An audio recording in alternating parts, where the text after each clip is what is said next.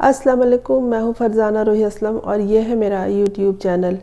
دوستو، 1 سال قبل کراچی سے کم سن بچی دعا زہرا کاظمی کا اغوا ہوا تھا۔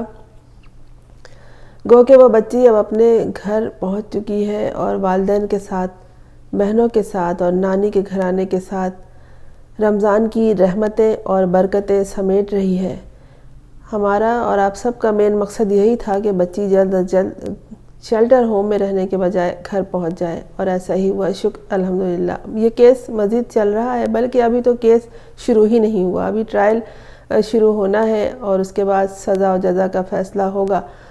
ہمارے یہاں کے نظام کے مطابق چلنا ہے ہمیں، اور اس میں کافی ٹائم لگ جاتا ہے، لیکن پھر بھی ہم امید رکھتے ہیں کہ اچھا موقف سامنے آئے گا اور ایک اچھا فیصلہ لوگوں کو دیکھنے کو ملے گا۔ بات دراصل یہ ہے کہ اس کیس کے بعد جو بچی کے والدین کی حمایت میں جو لوگ سامنے آئے، اور جو یہ گینگ تھا بچوں کو اغوا کرنے والا، بچیوں کو خاص طور پر اغوا کرنے والا،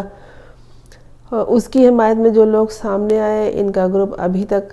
قائم ہے، اور یہ اسی طرح سے اسی انداز سے کام کر رہے ہیں جس طرح سے یہ روز اول سے کر رہے تھے۔ ان کا مین مقصد جو ہے وہ تو جانتے ہیں، ساتھ ان کا گینگ جانتا ہے، اس کے علاوہ دنیا کے لوگ بھی سمجھ گئے ہیں۔ ایک دوسرے کی حمایت میں اور مخالفت میں بات اتنی زیادہ بڑھ گئی ہے کہ ادب، آداب اور تہذیب و تمدن کو ایک طرف رکھ دیا گیا ہے اور انتہائی غلیظ زبان کا آزادانہ استعمال ہو رہا ہے۔ دشنام ترازیوں کا سلسلہ جاری ہے اور ایک دوسروں کو نیچا دکھانے کے لیے خاص طور پر خواتین کو ذلیل و خوار کرنے کا انداز بھی اختیار کیا گیا ہے۔ مختلف چینلز پہ جو خاص طور پر ریئیکشن چینلز بنے ہیں، ان میں گالی گفتار کا، گالم گلوچ کا بہت ہاتھ ہوتا ہے، اور خواتین بھی اس سلسلے میں مرد حضرات تک کو ایک دوسرے کو انتہائی گھٹیا اور ذلیلانہ انداز میں الفاظ گفتگو کے دوران استعمال کر رہی ہیں۔ ایک دوسرے کی عزت کرنے کے بجائے، ایک دوسرے کا لحاظ کرنے کے بجائے، گو کہ یہ ایک اچھا عمل ہے کہ مخالفت رکھی جائے اور حزب اختلاف سامنے آئے، اس سے تعمیری معاملات سامنے آتے ہیں،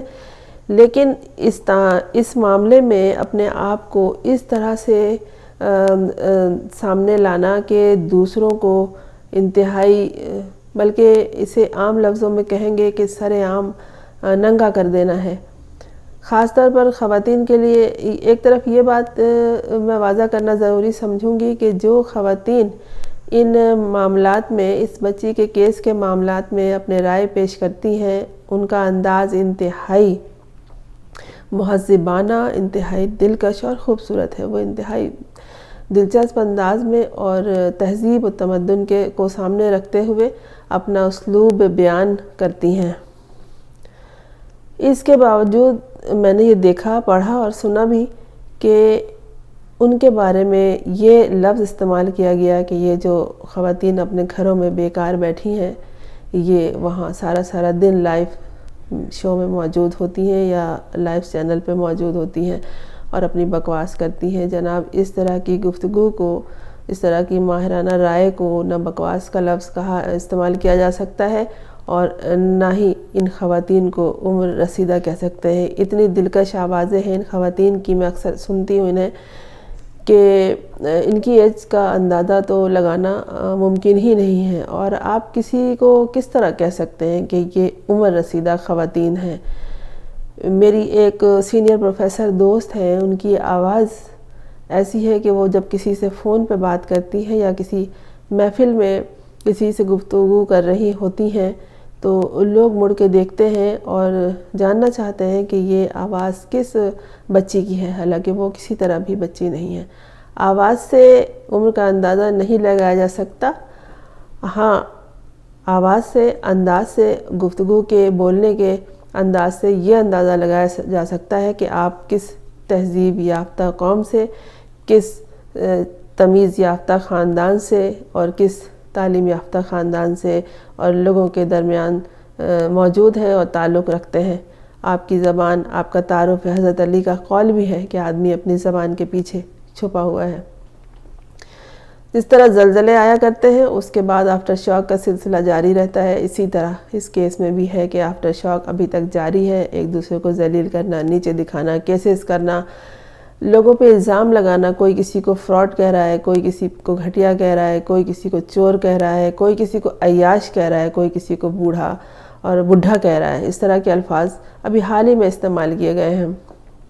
ایک خاتون نے دوسری خاتون کے بارے میں کہا کہ وہ عیاش عورت۔ محترمہ، آپ کو یہ بھی بیان کرنا چاہیے کہ کیا آپ ان کی عیاشی میں ان کے ساتھ تھیں، اور اگر نہیں تو آپ کے پاس کیا ثبوت ہے کسی کو اس طرح سے کہنا؟ معاشرہ جانتا ہے جس شہر میں وہ موجود ہیں اور جس طرح وہ زندگی گزار رہی ہیں خاتون، ان کے بارے میں سب جانتے ہیں کہ وہ کیا کام کرتی ہیں، کس طرح سے کرتی ہیں، کس طرح اپنے خاندان کی کفالت کرتی ہیں، اور کس طرح لوگوں کے درمیان اپنے آپ کو منوانے کے لیے وہ برسر پیکار ہیں۔ ایسی خاتون کے بارے میں، اور وہ بھی ایک خاتون کا یہ الزام لگانا، اس طرح کے گھٹیا الفاظ استعمال کرنا نہایت شرمساری کا مقام ہے، اور وہ بھی اس خاتون کے طرف سے جو کہ ایجوکیشنسٹ رہ چکی ہیں، تعلیم کے معاملات انہوں نے دیکھے ہیں، انہوں نے استاد کا کردار ادا کیا ہے۔ استاد معاشرے کو بناتے ہیں، کسی کو اس طرح سے ذلیل نہیں کیا کرتے۔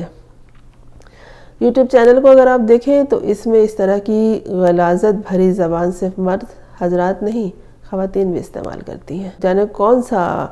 فرسٹریشن ہے جو وہ اس طرح سے آ کے نکالتی ہیں، انہیں نہیں معلوم کہ ان کے بارے میں کیا کیا کچھ لوگ سوچ سکتے ہیں۔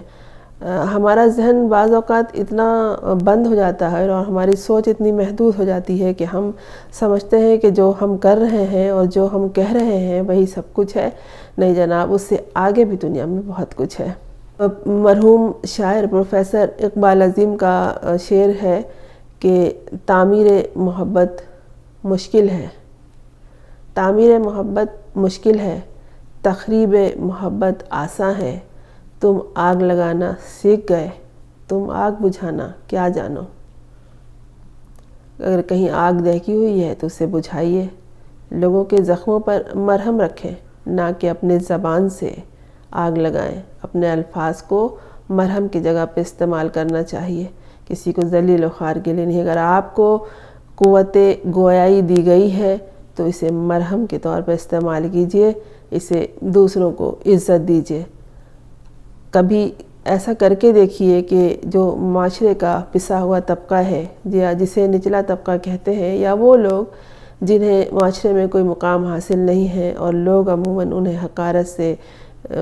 دیکھتے ہیں یا آواز دیتے ہیں، آپ ان سے صرف آپ جناب کر کے بات کر کے دیکھیے،